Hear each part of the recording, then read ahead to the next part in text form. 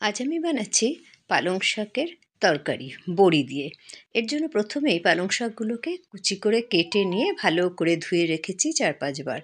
এরপর একটা আলু, 5-6টা শিম, একটা গাজর আর একটা বেগুনকেও কেটে রেখেছি। এবার একটা কড়াইয়ে তেল গরম করে আমি বড়ি কিছু নিয়ে তাকে ভেজে তুলে রেখেছি।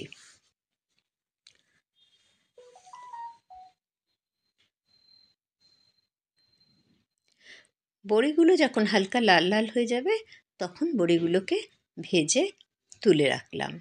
এরপর ওই কড়াইতেই আমি একটু তেল দিয়ে আর একটু তাতে দিলাম 5 ফোড়ন আর শুকনো লঙ্কা ফোড়ন।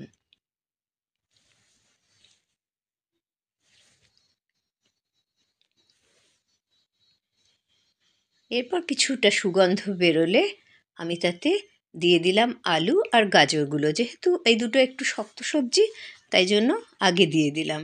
দিয়ে একটু নাড়াচাড়া করলাম নুন দিয়ে।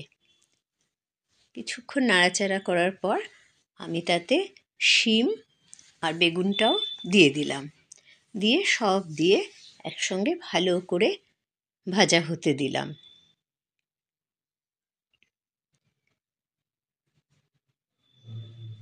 যখন সবজিগুলো সব ভাজা হয়ে গেল আমি তখন একটু ঢাকা দিয়ে রাখলাম যাতে সবজিগুলো একটু নরম হয়ে যায়। এরপর তাতে দিলাম একটা টমেটো নিয়েছিলাম, সেটা টুকরো করে 4 ভাগ করে কেটে দিয়ে দিলাম। এরপর তাতে দিলাম একটু 1/2 চামচ হলুদ গুঁড়ো, 1/2 চামচ লঙ্কা গুঁড়ো, 1/2 চামচ জিরে গুঁড়ো আর একটু নুনও দিয়ে দিলাম।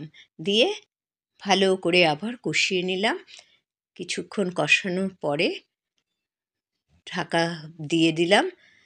যখন একটু আলু, গাজর এগুলো একটু সেদ্ধ হয়ে আসবে এই সময় আমি পালংগুলো দিয়ে দিলাম। পালং শাকটা দেওয়ার পর আমি এখন আর নাড়ব না, একটু ঢেকে রেখে দেব যতক্ষণ না পালং শাকটা একটু মজে যায়, একটু কমে যায়, তাহলে নাড়াচাড়া করতে সুবিধে হবে। এবারে পালং শাকটাকে ভালো করে নেড়ে সমস্ত সবজির সঙ্গে মিশিয়ে দিলাম আর দিলাম তার সঙ্গে 1/2 চামচের মতো চিনি। এটা আপনারা 1 চামচ চিনিও দিতে পারেন, আপনাদের টেস্ট অনুযায়ী চিনি দেবেন। দিয়ে ভালো করে আবার কিছুক্ষণ নাড়ালাম, নাড়িয়ে 2টো কাঁচা লঙ্কাও দিলাম, দিয়ে ভালো করে নেড়ে ঢেকে দিয়ে রাখলাম।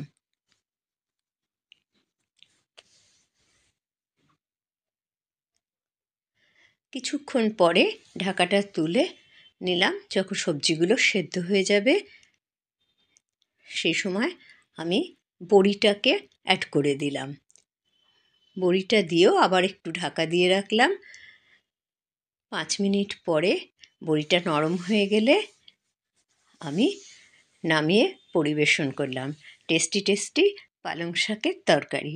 আপনাদের যদি ভালো লাগে আপনারা লাইক করবেন, কমেন্ট করবেন, সাবস্ক্রাইব করবেন। ভিডিওটা আপনারা এতক্ষণ দেখার জন্য ধন্যবাদ জানাই।